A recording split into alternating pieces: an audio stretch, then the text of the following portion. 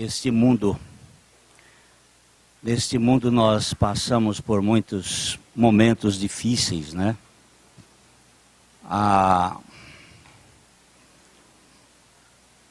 As tribulações, as lutas que a gente enfrenta todos os dias,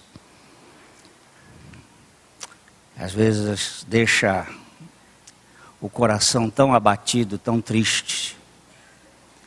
Essa madrugada, o Bruno Capelo, que é neto da Emília, filho do Edivaldo e da Ercília, faleceu num acidente de carro às 5 horas da manhã.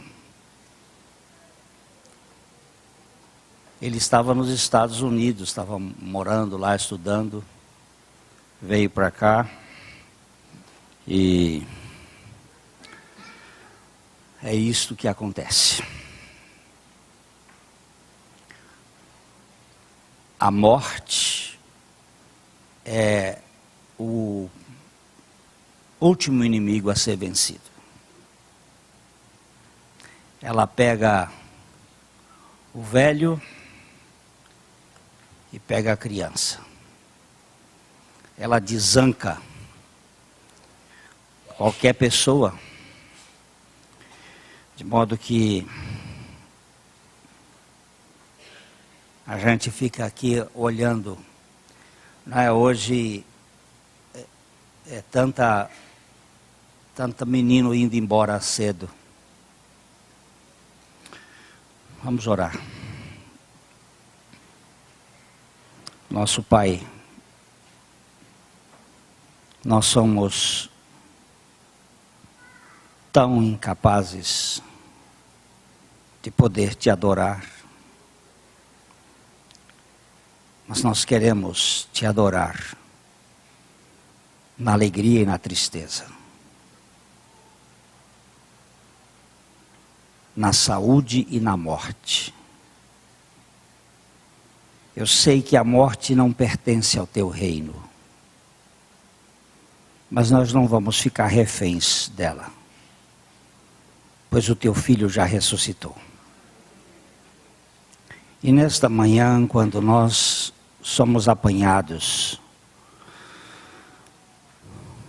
por essa notícia triste que pega os nossos irmãos, nós clamamos a Ti por misericórdia e consolo ao coração do Edivaldo, da Ercília, da família, por Tua misericórdia e graça. Estendas a Tua mão sobre eles. Console aqueles corações. E é só Tu que podes fazer isto, pelo Teu Espírito. Eu clamo a Ti, em nome de Jesus. O Senhor opere esta obra que lhe pertence. Em nome do Senhor. Amém.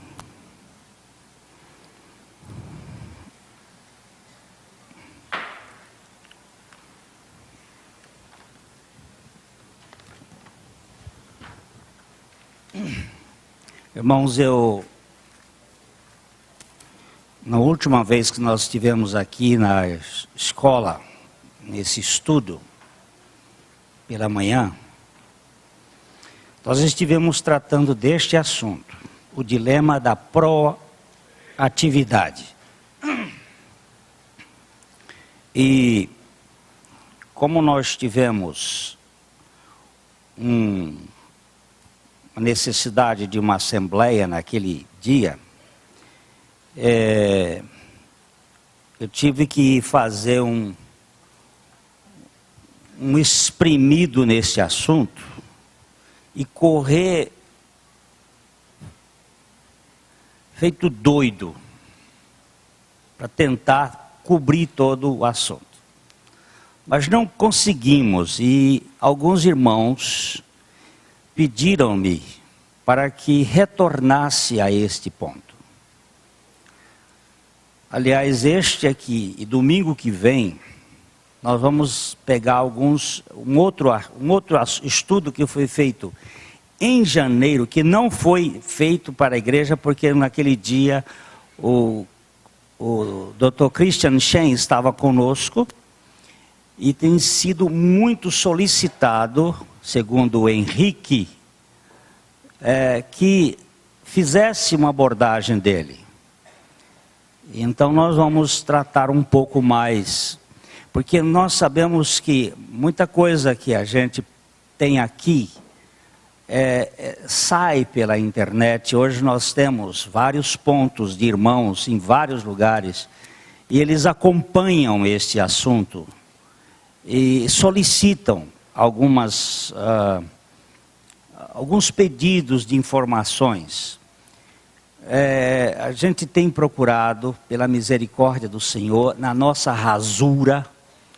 Eu sei e eu afirmo isto claramente, eu sou muito raso, mas dentro da rasura, mesmo raso, Deus usa. E nós vamos tentar fazer algumas apreciações para que nós compreendamos este chamado movimento pós-moderno,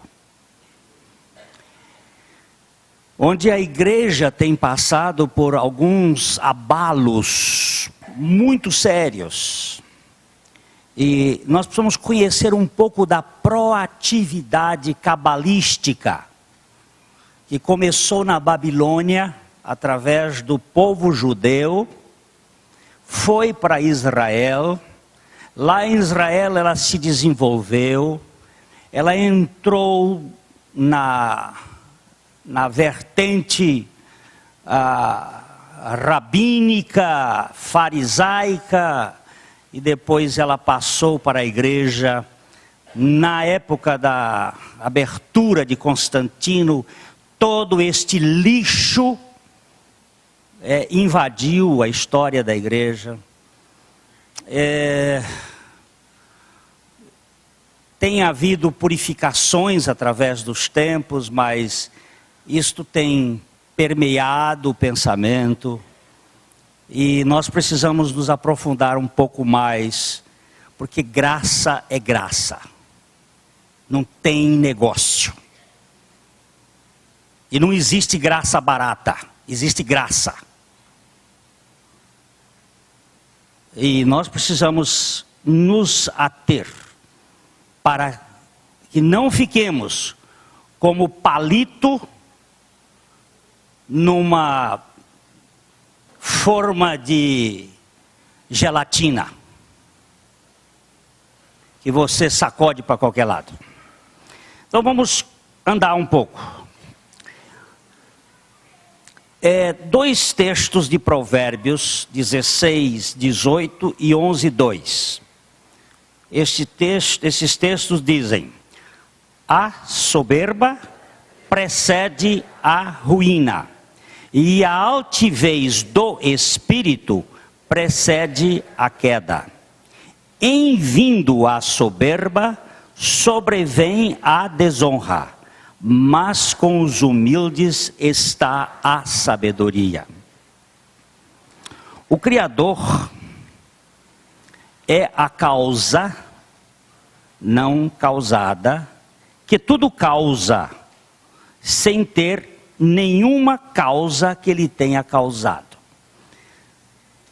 Eu já disse aqui da outra vez que a minha esposa, e eu vou falar de novo, ela me corrige as coisas, e eu dou graças porque tenho ela. E ela diz: você repete muito essa causa aqui, você devia tirar isso daqui. Mas eu sou teimoso, e aqui está de novo a causa. A causa que causa todas as causas não pode ter causa que lhe tenha causado. Se ele tiver uma causa causada, ele não será a causa que causa todas as coisas. Isto chama-se princípios fundamentais da hermenêutica filosófica. Causa e efeito. Agora, a criatura é uma causa causada, que nunca poderá ser a causa que tudo causa. O Criador pode descer até o nível da criatura sem perder a sua essência. Mas a criatura nunca poderá alcançar o patamar do Criador.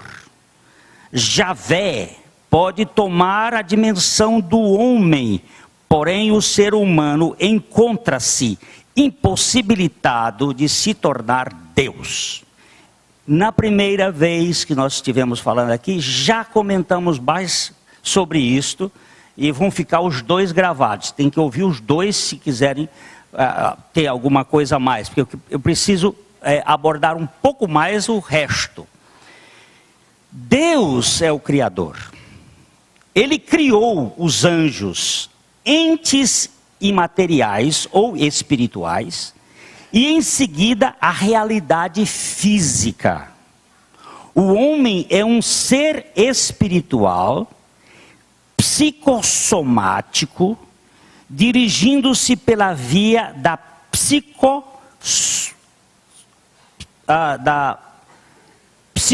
dirigindo-se pela via psicossocial. Na criação há um fato incorpóreo que transcende a mecânica. Mesmo a física quântica, que tenta explicar a energia atômica, não consegue elucidar a realidade desta vida espiritual. Ninguém sabe explicar a realidade da vida espiritual. Mas há uma coisa. Aqui dentro desta sala, nós temos muitas rádios. Como? Através das ondas hertzianas. Eu posso colocar aqui uns 50 aparelhos de rádio, e colocando o dial na posição daquela onda hertziana, eu vou captar esta rádio, e eu posso ter aqui dentro dessa sala 50 rádios diferentes. Entendemos que esse processo físico de energia, ele se propaga. Mas nós não temos muita consciência quando uma pessoa fica macambúzia, sem causa e nem efeito. Quando ela fica assim triste, às vezes sem nada. O que seria isto? Uma força espiritual da maldade? Paulo diz que nossa luta não é contra carne e sangue, mas contra principados, potestades, forças espirituais da maldade nos lugares celestiais. Primeiro céu, segundo céu, terceiro céu. Primeiro céu é o céu atmosférico, segundo céu é o céu das estrelas, e o terceiro céu é o céu da habitação de Deus. Neste primeiro céu aqui, o espírito da potestade do ar que opera nos filhos da desobediência.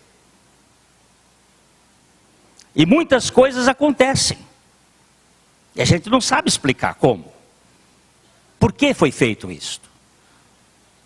Às vezes eu vejo gente criticar assim. O sujeito disse assim: eu não sei o que aconteceu, mas me deu um ímpeto e eu matei. Aí vão tentar achar respostas na psicologia, nos problemas, mas aquilo não tem uma resposta. Não tem. Lúcifer é um anjo, é uma entidade espiritual, é um ser espiritual, e o seu pecado é ingênito. Pecado ingênito é que foi gerado por ele mesmo. Ninguém gerou o pecado nele, ele mesmo. Isto é, incitado e gerado por ele mesmo ao se confrontar com o Criador. Uma criatura, ela não poderia ser o Criador, mas sendo uma criatura dotada de cobiça, de vontade, poderia desejar ser aquele que ele nunca poderá ser. Por exemplo, eu acredito que eu sou homem. Desde pequeno minha mãe disse que eu era homem. tenho algumas características que dizem que eu sou homem. Agora eu resolvo querer ser mulher. Posso ou não posso? Posso? Não posso. Mas eu posso querer ser? Posso. Então o que é o travesti? É um homem que quer ser mulher. Pode? Não pode. Mas pode. Pode querer, mas não pode ser. Uma criatura pode querer ser Deus, mas não pode ser Deus. Mas pode querer.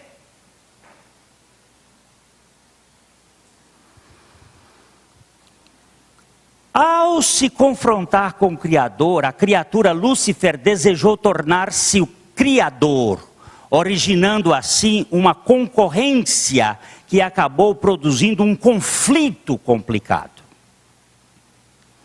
A conspiração espiritual luciferiana teve ainda influência no mundo atômico.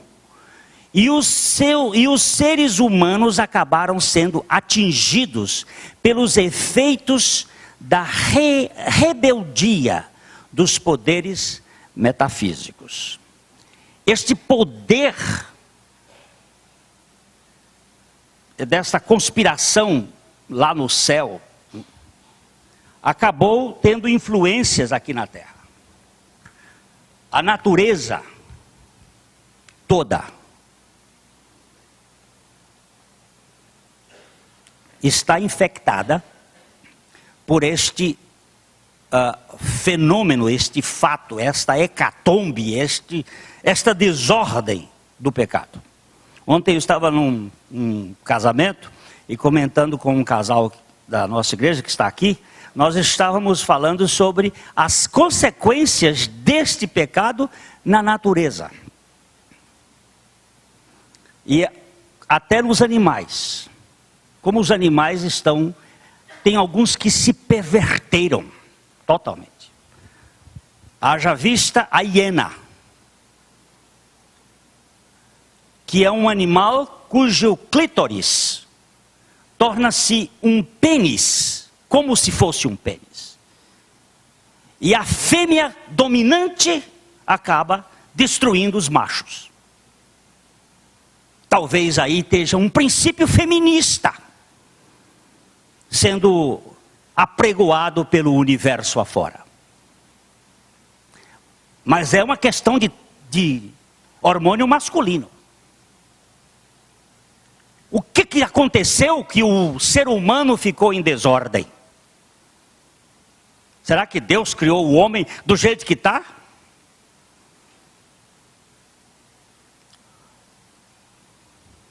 Então nós temos que verificar que houve um transtorno.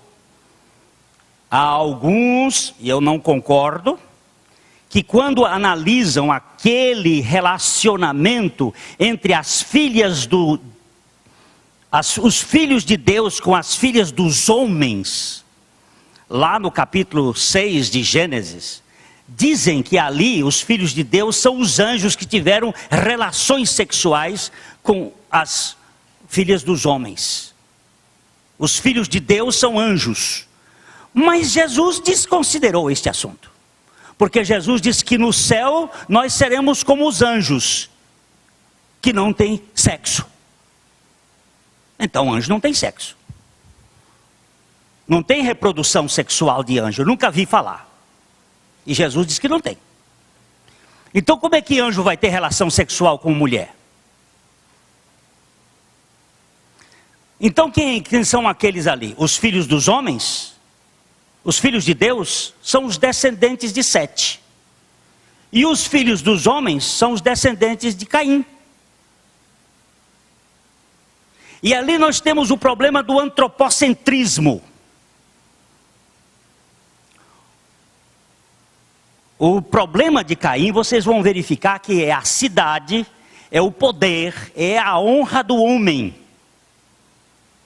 Tubal-Caíme é o responsável histórico por toda esta confusão que gerou e que acabou gerando aquilo que se chama Cabala.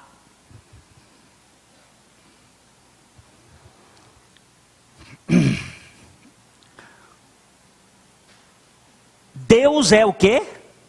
Luz. E não há nele treva nenhuma. É até muito interessante que quando Maria ficou grávida, o anjo disse uma coisa inexplicável. Ele disse: a sombra do Altíssimo virá sobre ti. Se Deus é luz, ele não tem sombra.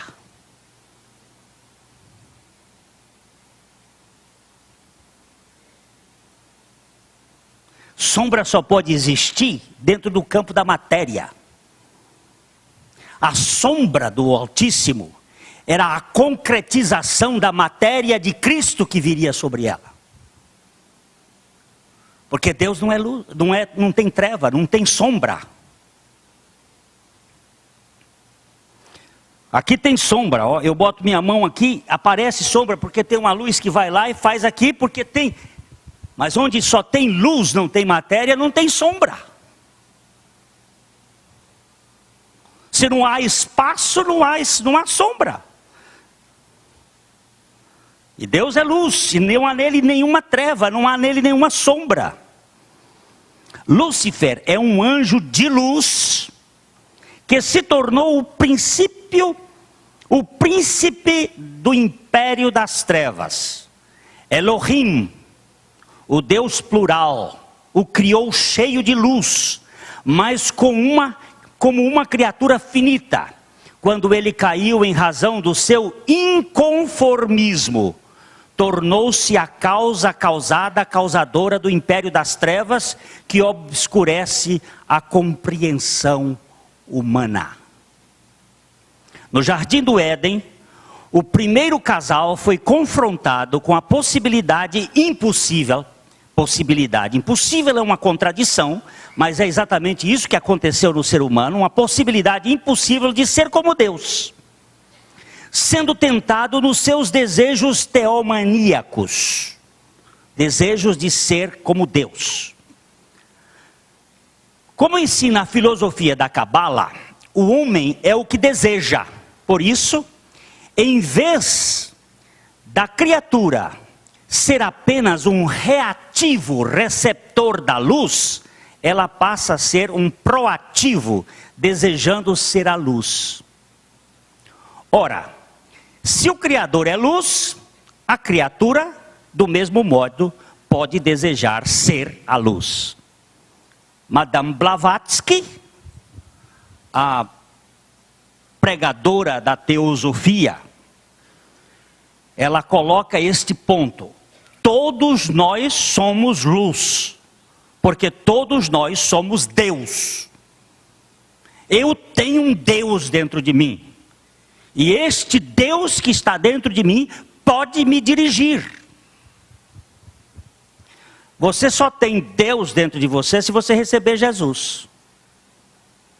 Porque se você não receber Jesus, você não vai ter Deus nenhum dentro de você. Você tem um demônio dentro de você. Isso é duro? É, mas é verdade. Você é filho dele. E essa desordem é demoníaca.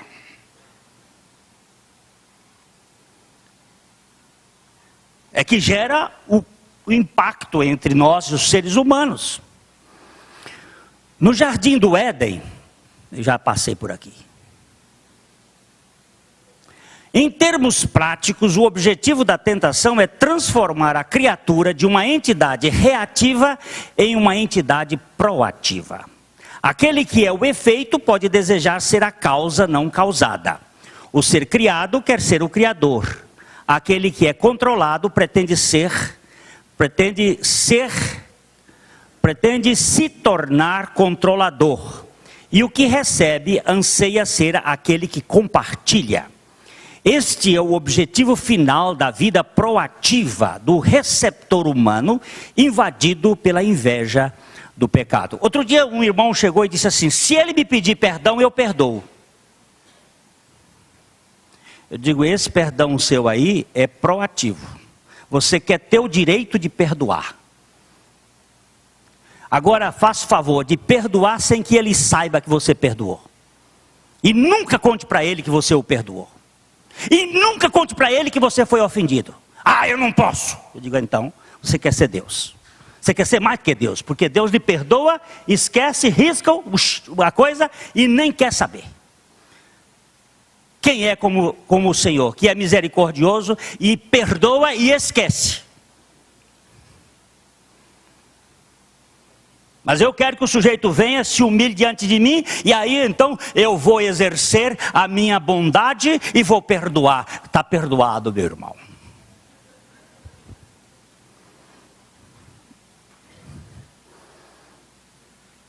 A realidade da conspiração tem como propósito eliminar o pão da vergonha. Guarde bem esse termo, pão da vergonha. Esta é uma expressão cabalística que demonstra todas as emoções negativas ocorridas por um sucesso imerecido. Todo aquele que, abandonado pela sorte, se ver obrigado a aceitar a caridade, está comendo o pão da vergonha. Mas o que se percebe nesse jogo é a arrogância da criatura contra o repouso da graça. É o grito de independência ou sorte. Não é independência ou morte. Foi a sorte que me trouxe essa desgraça. Eu agora quero ser independente. Melhor escritor que trata desse assunto chama-se Brennan Manning. Ele mexe com o evangelho maltrapilho e o impostor que vive em mim. Evangelho para indigentes, mendigos, que recebem com alegria a esmola da graça. Não querem ser executivos.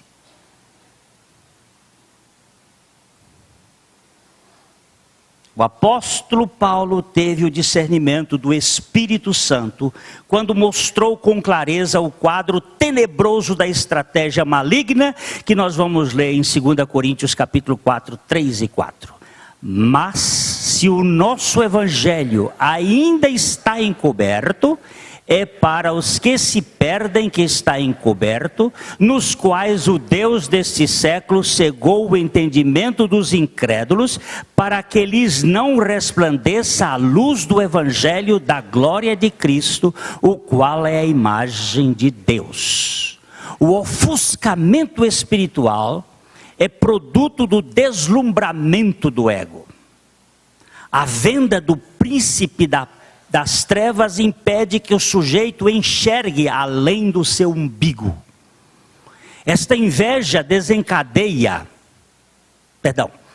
é assim que a miopia narcisista acaba afogando o dito cujo num poço de lama na beira da estrada.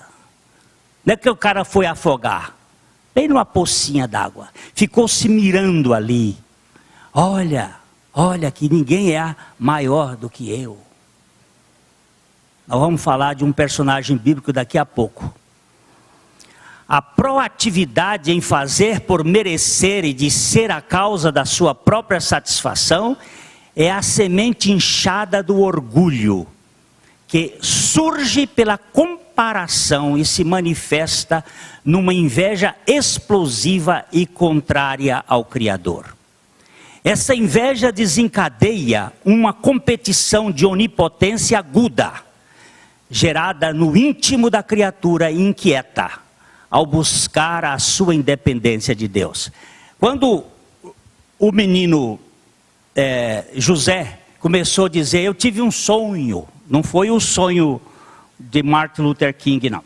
Eu tive um sonho. Qual foi o sonho que você viu? Eu vi um bocado de molhos e no meio havia também as pessoas, os molhos se dobrando. Eu via um bocado de estrelas e a lua e a estrela se dobrando sobre mim. Pronto. Acabou a paz na casa. Os irmãos logo se puseram num polvorosa, quer dizer que meu pai e minha mãe, e nós vamos nos dobrar diante de você? Pirralho metido. Quando você se compara com alguém, quando eu me comparo com alguém, e vejo qualidades que eu não tenho e que ele tem, começo a me arrepiar. Eu já contei para vocês aqui que um dos problemas mais sérios do meu início de casamento foi quando um amigo que tinha barba começou a se aproximar da minha mulher. E eu não tinha barba, e um dos meus desejos profundos era ter barba. E eu quero dizer para vocês que esse cavanhaque aqui foi Deus que me deu, de tanto eu pedir. Isso pode parecer brincadeira, mas ele apareceu aos 47 anos de idade. Será que hormônio melhora assim, doutora? Foi Deus que me deu. E aí, por isso que eu não tiro mais, está branquinho, estou aí com ele, passo a mão. Mas aquele amigo começou a se aproximar da minha esposa e eu comecei a ficar com ciúme. Ele tinha duas coisas que eu não tinha, que eu invejava muito: a barba e a voz. A voz dele é linda e a minha é horrível. E eu me comparava. Depois apareceu um de olho azul.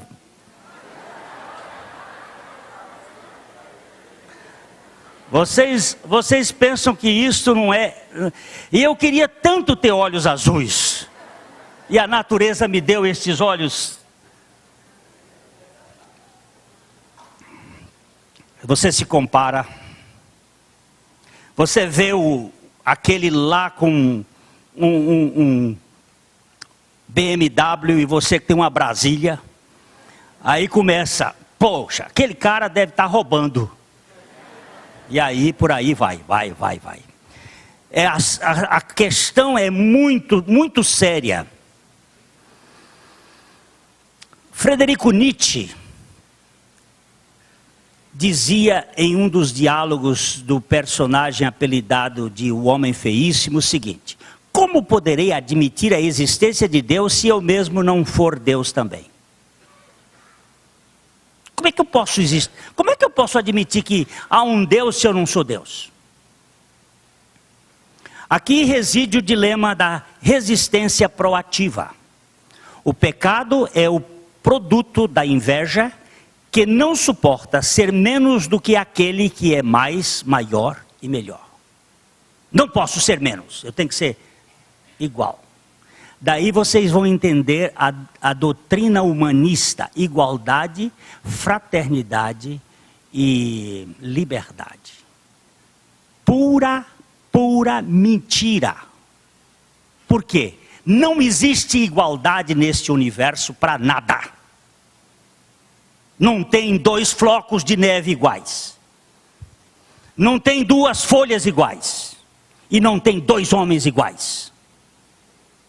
E dar igual a desiguais é desigualdade flagrante. Meus 5 dedos são diferentes. Cada cabelo da cabeça é diferente. Não tem igualdade. Deus não é o Deus de igualdade. Deus é o Deus das diferenças.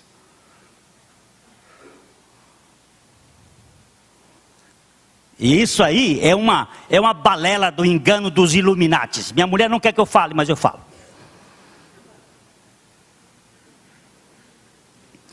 Proatividade, neste caso, representa a insuportabilidade das diferenças e desigualdades, enquanto a proposta de igualdade do iluminismo testemunha de uma padronização invejosa.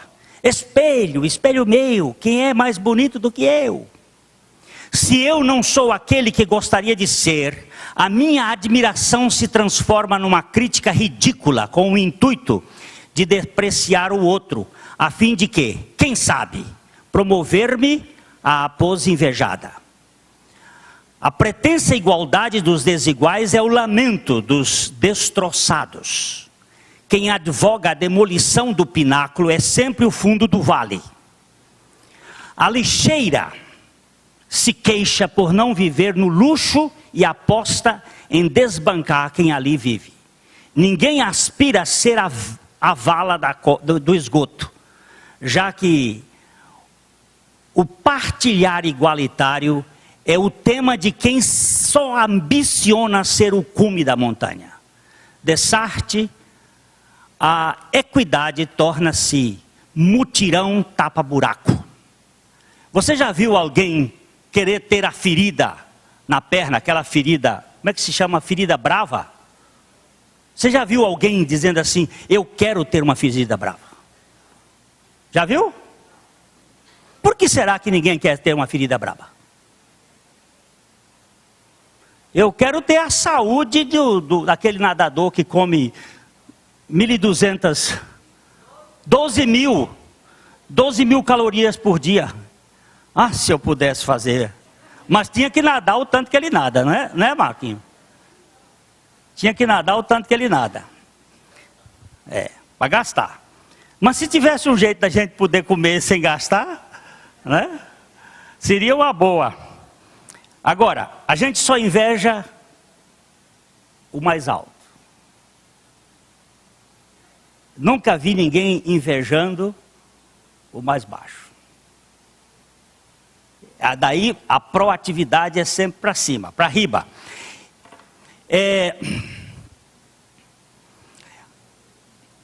A pauta na agenda da alma rebelde é o jogo com o mais elevado. O ego foi pervertido pelo desejo de competir. O que se define como estímulo do pecado é a energia usada para rivalizar-se com alguém em virtude das diferenças. Os desafios são mais intensos do que a vitória. Os riscos mais empolgantes do que a certeza da conquista. Pois a proatividade dá o sabor de que o sujeito em ação é o ator principal da história. Eu quero que vocês me contem aqui, quando foi que apareceu o primeiro time de futebol da história?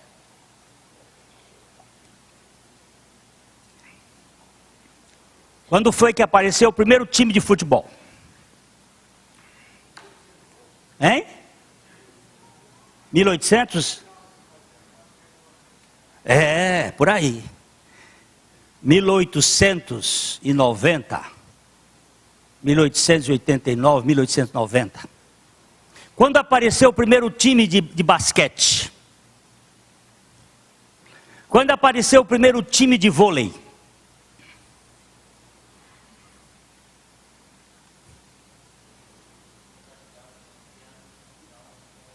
No final do século XIX. Com que finalidade? Com que finalidade?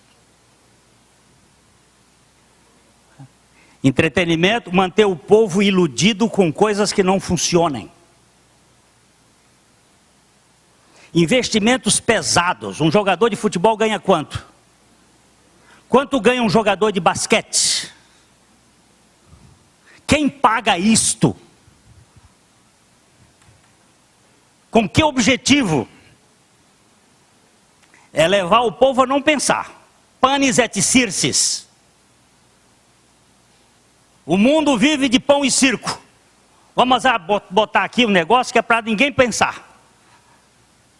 E obrigar todo mundo a competir. Porque a competição gera um entusiasmo. E o risco de perder é mais gostoso do que quando você ganha.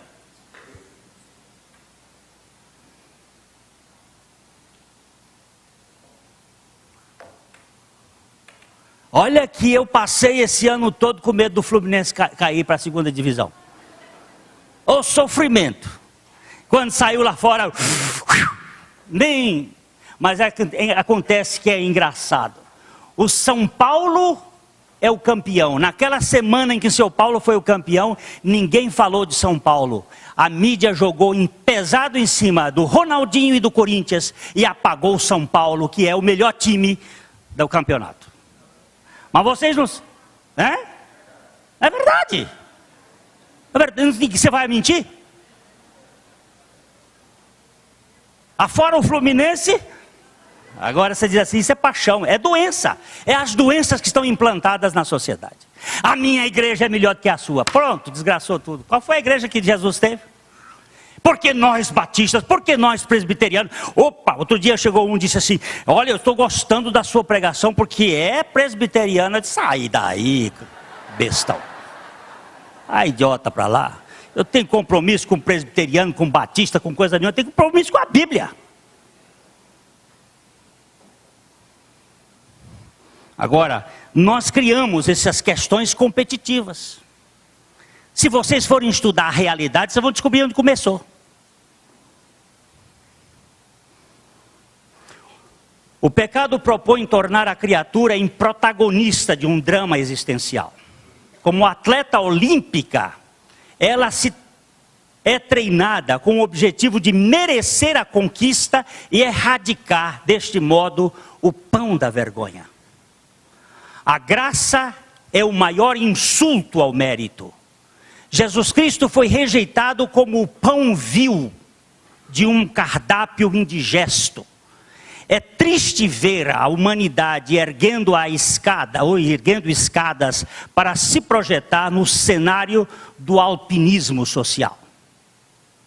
Gente, evangelho é para mendigo, não é para atleta que conquista o pódio. Porque só pode adorar quem não tem mérito, que pode se prostrar diante de Deus dizendo, Senhor, fizeste tudo, eu sou o mais indigno. Quem recebe por mérito, recebe e se orgulha. Você que é professor de educação física da universidade, me conta para que serve competição?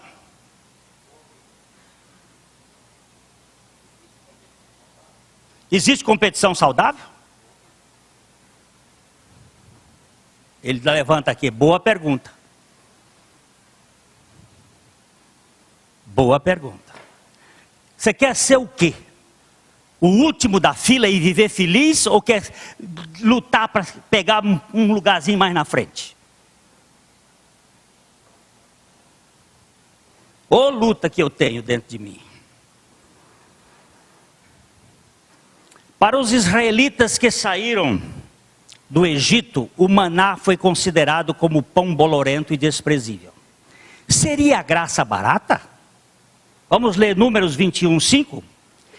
E o povo falou contra Deus e contra Moisés, porque fizeste subir do Egito, para que morramos neste deserto, onde não há pão nem água, e a nossa alma tem fastio deste pão vil.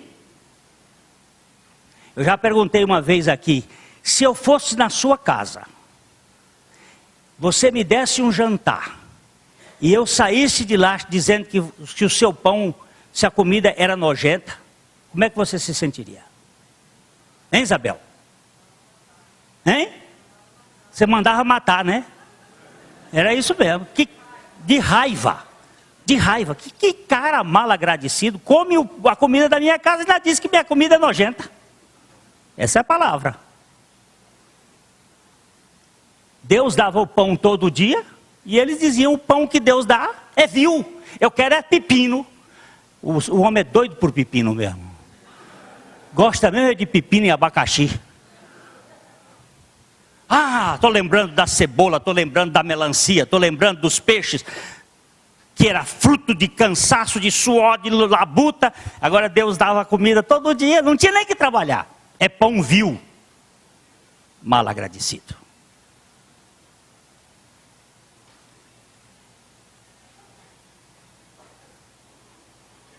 Como eu gosto de ser apreciado.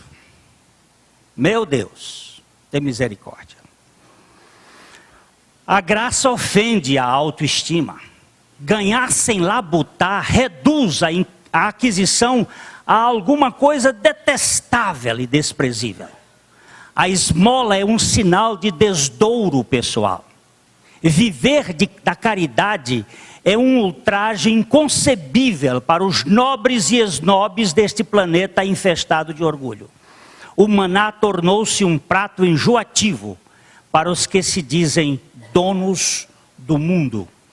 Menachem Mendelssohn, o mais famoso cabalista de Nova York, que morreu no século passado, final do século passado. Ele dizia que Jesus Cristo era uma ideia barata. Era uma ideia barata. Era algo que não tinha conquista.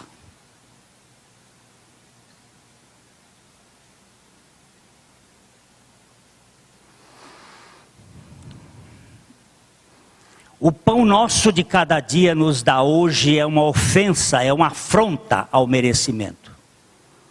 Temos que nos empenhar sempre para fazer jus à conquista as conquistas que marcham pela frente. Dizem, a herança recebida desestimula o espírito empreendedor. Ganhar de graça é algo sem graça para o soberbo que exige o reconhecimento dos seus esforços. Nada pode ser mais sem valor do que um prêmio que não veio molhado de suor, envolto em dedicação. Pai rico, filho nobre e neto pobre. É esta a ideia. Quem recebe e não trabalha não dá valor ao que tem. Diz Bill Gates que vai dar apenas $1 milhão a cada filho. Parece que são 2 ou 3. Mais nada. Eles têm que gerir com o seu próprio esforço. Por isso não tem judeu pobre. Porque judeu se esforça e vai conquistar. Conquistar o quê? O mundo. As conquistas deste mundo. Homem bem-sucedido é um homem que tem dinheiro. É um homem que tem poder. Será assim no reino de Deus?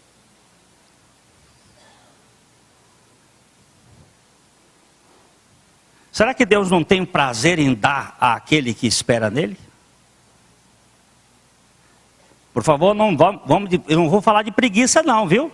Estou falando aqui de braço cruzado não. Vou falar mais apertado.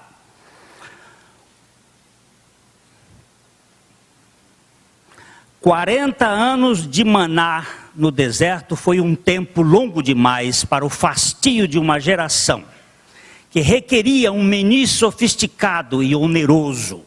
Ser mendigo e receber a esmola da graça é um insulto insuportável para toda essa gente metida que prefere pagar caro pelo seu ingresso no espetáculo da plenitude da vida." Gente do céu. Temos que pagar um preço. Qual é o preço, meu amigo? Qual é o preço que você tem que pagar?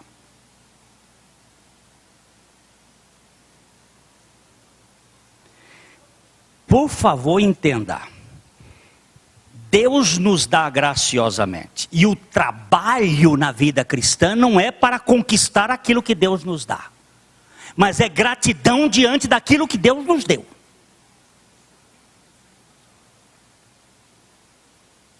Agora, se essa gratidão não existe e lhe faz ficar imóvel, alguma coisa está errada.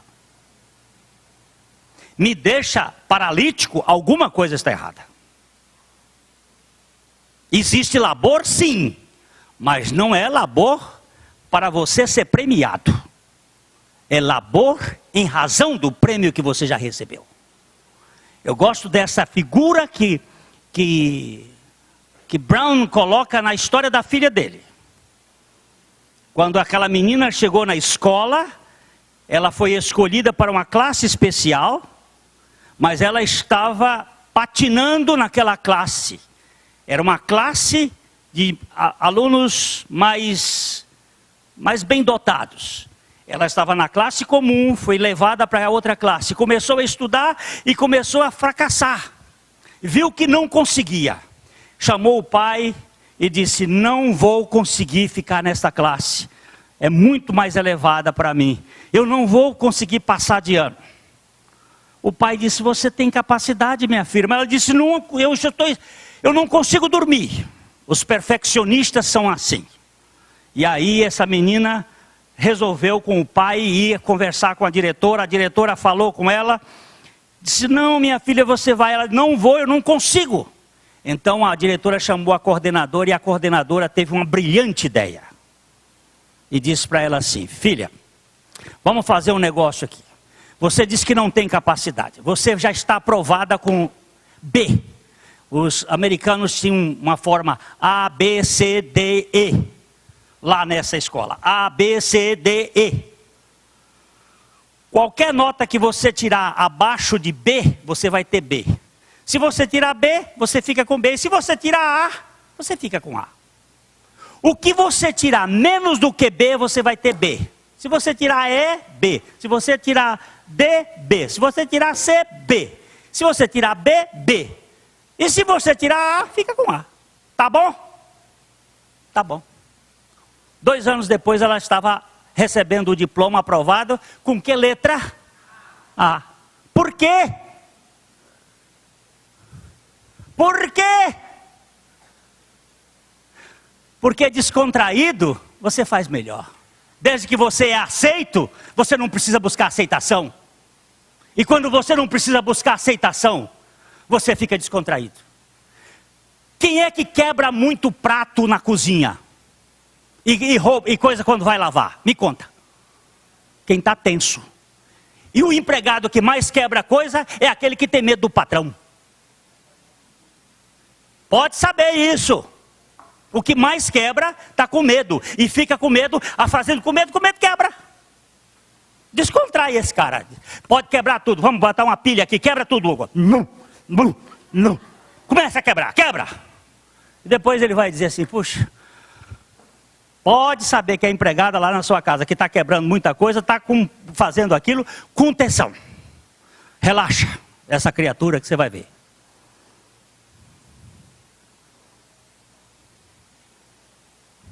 Como é que você disse aí? Mas não manda embora não, que se você vai perder a pessoa. Deus não manda. Deus não manda. Deus tem paciência. E é aqui que o pão da vergonha entra. Onde é que eu estou? Faço parênteses. O trabalho suarento é parte da penalidade do pecado. Por causa da rebeldia adâmica, todos têm que transpirar para conseguir o pão diário. Todavia, o maná aponta para Cristo. O alimento que sacia a fome íntima de significado, dando-nos a identidade eterna de filhos de Abba. Este pão é absolutamente gratuito. Você, para poder viver, seu Hildo, você tem que trabalhar. Mas para você ser salvo, você não tem que trabalhar. Você tem que receber o pão da graça. Aí você vai trabalhar com gratidão e não para conquistar. Quem disse que tem voluntários na obra de Deus? Quem disse que tem voluntários? Voluntário é quando você faz porque você quer fazer, mas você foi conquistado por graça. Não tem voluntário. Tem gratidão. Tem gratidão. Nós não somos voluntários. Nós somos agradecidos por aquilo que Deus fez por nós. Eu sou devedor eterno à graça de Deus. Por isso, grato, e grato, e grato, e grato. Neste mundo os afazeres são sempre afanosos, mas a carta de alforria dos escravos do pecado é de graça. Embora o progresso da vida cristã demande diligência, embora o progresso da vida cristã demande diligência, embora o progresso da vida cristã demande diligência, o título da salvação é dádiva divina. A evolução exige ânimo, se bem que apoiada pela graça. patrocinada pela graça.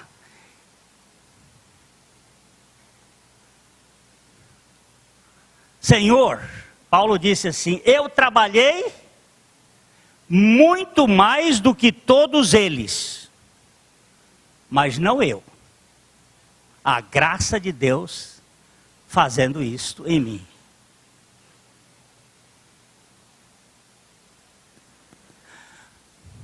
Muitos não entendem que o Evangelho é uma doação de cunho familiar. Jesus veio revelar que Deus é o Pai, que tem prazer em presentear graciosamente a todos os seus filhos enlameados. Veja essa pegadinha bem-humorada do livro de Esther. Vamos ler juntos. Esther 6,6, vamos lá. E entrando Amã, o rei lhe disse, que se fará ao homem de cuja honra o rei se agrada? Então Amã disse no seu coração, de quem se agradará o rei para lhe fazer honra mais do que a mim? Quanta presunção. Chega lá o segundo homem do império de Assuero, Amã, que na tipologia bíblica significa carne, a carne. Mardoqueu está lá do lado de fora, Mardoqueu significa o espírito. Ele chega e diz assim, quando Assuero fala com ele, diz, ô Amã, eu quero honrar uma pessoa aqui no meu império, e quero honrar com a melhor honraria que essa pessoa merece. E ele pensa assim, quem é que pode ser mais do que eu? Quem é que vai merecer mais do que eu aqui? Aí então ele descreveu, olha, pega o cavalo do rei, prepara o cavalo do rei, pega as roupas mais finas e mais bonitas e prepara esta pessoa e faz com que ele ande pela cidade. E foi contando tudo, e detalhes por detalhes. De repente o rei virou e disse, então você me trata de fazer isto com muito, sem perder um só detalhe para o Mardoqueu. Agora foi a decepção do Amã. Mas eu pensei que era para mim. Não, é para o Mardoqueu. Está lá fora. Amã, que na tipologia revela a carne, achava que ninguém deveria ser mais importante no reinado de Assuero do que ele mesmo. Assim descreve uma cerimônia pomposa e cheia de detalhes para sua condecoração. Mas veja o desfecho. Vamos ler Esther 6,10. Então disse o rei a Amã, apressa-te, toma as vestes e o cavalo, como disseste, e faze assim para com o judeu Mardocai, que está sentado à porta do rei. E não omitas coisa nenhuma de tudo quanto disseste. O rei ainda foi bem sarcástico. Olha, não deixe nada, pode botar tudo. Quem é que merece toda a honra? Cristo. Sai de cena. Amã caiu do cavalo. Eu também. O meu pecado me coloca numa posição de destaque. Eu sou sempre proativo em meu favor. Gosto de me estimar diante dos outros. Ainda que essa atitude passe despercebida pela maioria, nunca passará desatenta a aba. O Pai observa tudo, Ele tem os olhos olhando para nós. Eu estou dizendo assim, Jane, eu não sou ninguém, Jane, mas é só para chamar atenção para Jane. E ali, sabe, eu sou humilde, Jane. Aí Jane sacode a cabeça. Ô Glênio, até que você não é tanto assim. Tá? Mas Deus está anotando tudo, dizendo assim, você não me engana, fiote. Você não me engana. Eu sei o que está na intenção do seu coração. Eu sei. Por isso eu tenho que me abrir diante do Senhor e não diante dos homens. Viu, Carlão? Eu tenho que chegar para ele e dizer assim, Senhor, olha lá, naquele momento que eu passei perto do Carlão, que ele é mais alto do que eu fiquei com inveja. Foi essa semana que estávamos entrando lá no... Eu estava saindo do fórum e ele estava entrando e eu passei perto desse rapaz bonito, alto e com um outro... Cadê o seu pai? O pai dele do lado e ele... Cadê seu pai? Não veio hoje. Ele disse que vinha. Aí estava aqui do lado e ele disse assim, olha, qual da sua altura? Eu disse, qual da altura? Eu fico invejando esse bicho alto desse jeito, bonito. E eu não invejo um pigmeu, eu invejo o Carlão. Passe favor. É aí que está o meu problema. Eu não invejo um Humberto barrigudo daquele jeito e baixinho.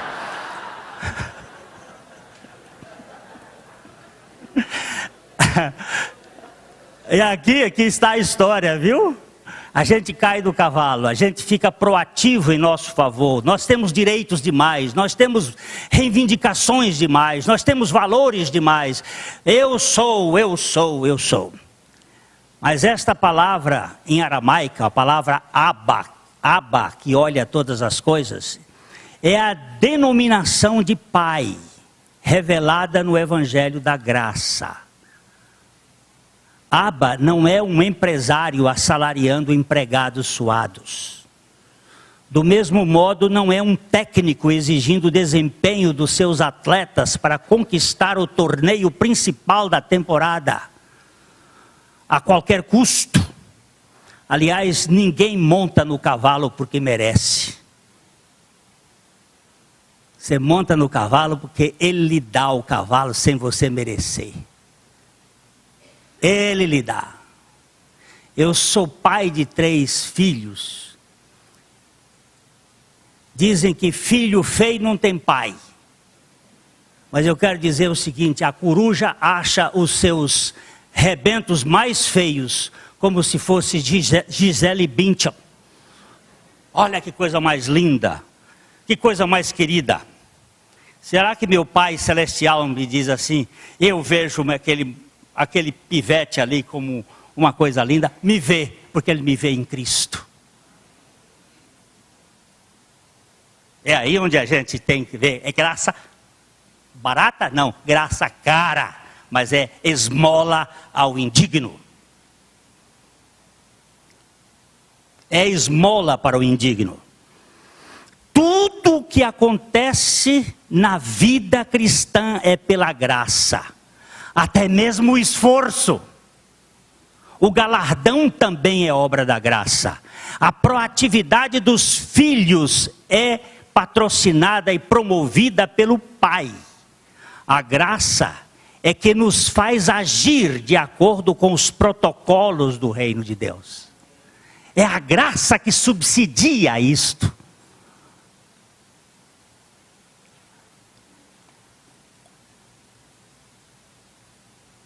Eu gosto demais da história do filho, o filho terrível, aquele filho problemático. O pai fez de tudo para que ele se tornasse gente na vida, mas nada.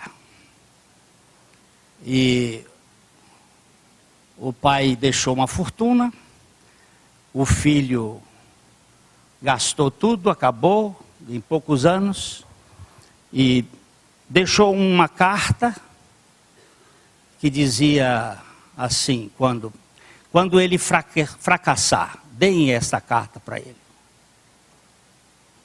E quando ele estava no fracasso, o pai mandaram levar a carta para ele, e a carta dizia assim, eu sabia que você ia fracassar. Que você é uma pessoa que não tinha esperança. Então, para você, eu construí lá no galpão uma forca. E você vai lá e meta a cabeça na corda e se enforque.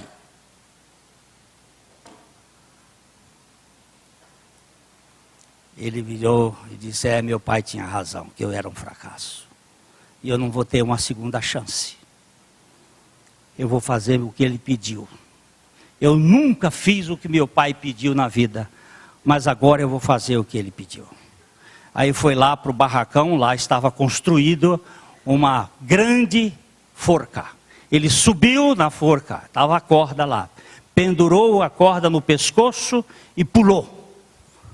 Mas quando ele pulou, a forca partiu, quebrou, porque era toda fraca. E dentro estava cheia de pedras preciosas e ouro e diamantes e joias, que dava uma fortuna para enriquecer.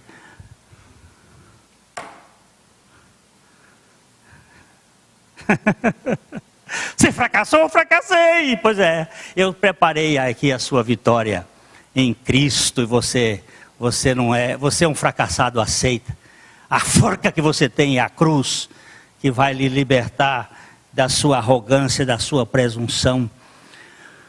Na casa de Aba não há nenhum carrasco ou sargentão mantendo todos sob a pressão do medo, nem gerente insistindo pela coação do resultado. Romanos 8,15 nos diz: porque não recebestes o espírito de escravidão para viverdes outra vez atemorizados, mas recebestes o espírito de adoção, baseados no qual clamamos: Abba, Pai.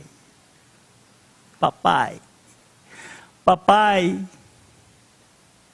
papai. Eu tenho pai. Eu não sou filho de bastardo. Eu não sou um bastardo, eu tenho pai. Você tem pai? Ih, os amenzinhos buchuruco. Você tem pai? Você pode ter muitas mães, mas se você perder a sua mãe, você pode ter outra mãe. Você pode ter outra mãe que possa lhe criar. Mas se você perder seu pai físico, a Bíblia não garante que você vai ter outro pai. Está escrito por Jesus. Se deixar pai, mãe, irmão e filho e fortuna, você vai receber 100 vezes mais em mãe, e ele salta pai. Por que será que saltou pai? Porque você só tem um pai genético e vai ter um pai eterno que não vai lhe desamparar nunca. Nunca é pai. Por isso que a Bíblia diz: a ninguém chameis na terra de pai. A ninguém chameis na terra de pai. Essa expressão padre para sacerdotes ou papa para essa é mal usada. Nós ninguém chameis de pai, porque um só é o vosso pai. E esse pai tem interesse em filhos, graciosamente. Não vai ser aprovado porque você foi bom. Você vai ser aprovado porque eu sou misericordioso e gracioso para com você. E você não vai ser santificado porque você se esforça. Você vai se esforçar porque eu patrocino o seu esforço. É a minha graça que vai fazer isto. Porque senão, meu irmão, você vai ser santificado com orgulho, com merecimento, com sentimentos de que você fez. E não é com o sentimento que você fez. O que eu fiz depois de ter feito tudo, ainda me considero um servo inútil, porque fiz apenas o que devia fazer. Sou um indigno aceito pela graça de Deus. A fé cristã é uma celebração em família e não uma festa glamurosa do Oscar premiando a gente ilustre do cinema. O evangelho não é uma recompensa pelas conquistas, mas o usufruto excelente do amor incondicional do Pai. Ser uma pessoa proativa no reino de Deus não significa ser um executivo intransigente exigindo desempenho. Crescer na graça é crescer graciosamente em Cristo, à maneira dele, por meio dele e para ele. E glória, glória, pois a ele eternamente. Amém. Irmãos, eu não posso deixar de falar isso, porque nós estamos vivendo num momento histórico em que o desempenho humano está sendo colocado como se fosse a moeda de troca para que nós cheguemos a uma maior santificação. Não vai ser o nosso desempenho. Lógico que teremos desempenho, mas esse desempenho será sempre pela graça, e eu nunca vou achar que isto vai ser uma coisa pesada. Outro dia um irmão disse assim: esta vida cristã é tão pesada. Eu digo, não, tem lutas, muitas lutas, mas não tem peso nenhum. Jesus disse: o meu fardo é leve, minha canga é suave. Tem lutas, muitos adversários, mas não tem peso. Esse peso aí é posto por fariseu, que bota canga, que bota peso nas costas, que bota pedra nas costas. Jesus não. Isso é graça. A proatividade, o dilema da proatividade é esse. Como é que eu tenho que agir? Mediante a graça de Deus. Senhor, aquela irmã que dizia assim: eu li na Bíblia que orar de manhã cedo é melhor. Eu li na Bíblia que eu tinha que buscar o Senhor de madrugada. É muito melhor. Mas eu tenho uma preguiça desgraçada para levantar de madrugada. E eu comecei a dizer: Senhor, se tu dizes que é melhor, a hora é de madrugada, eu preciso ser tratada pelo Senhor. Eu tenho preguiça. Me dá uma moleza de manhã, eu sou uma pessoa mole de manhã, eu não consigo me acordar cedo, eu acordo mal-humorada, Senhor. E ela começou a confessar ao Senhor. E de repente, começou a acordar às 5 horas da manhã, bem humorada, bem alegre, começou a ver, viu, e disse assim: Senhor, o Senhor atendeu a minha oração? Ele disse: você não me pediu? Todo o que pede, recebe. Foi a patrocínio da graça. Ela leu, queria, mas não podia. O Senhor deu e ela começou a fazer. Acorda às 5 horas da manhã, se prostra diante do Senhor e faz a coisa com alegria. Não é aquele negócio, trim, o telefone toca, trim, meu Deus, a hora de orar. Aí levanta, que peso, pronto. Isso aí não é evangelho não, isso aí é outra coisa, isso é disciplina, isso é budismo, isso é o que for. Você não vai conseguir, você vai ter que se disciplinar, mas mediante a graça. Você vai fazer pedindo ao Senhor, rogando ao Senhor, que é rico em misericórdia, e Ele faz, porque senão Ele estava mentindo que Ele faria. Você tem um problema que precisa ser resolvido, a proatividade sua terá que ser patrocinada pela graça. Outro irmão que disse assim: eu ficava doido com esse negócio de contribuir, pagar dízimo, dar oferta. Vocês ficavam falando lá, eu ficava irritado com aquele negócio. Comecei a dizer: Senhor, esse povo, ou eles estão certos e eu estou errado, ou eu estou certo e eles estão errados. O Senhor vai me mostrar como. Eu não quero fazer isso por obrigação, eu quero fazer isso de coração. E começou a orar.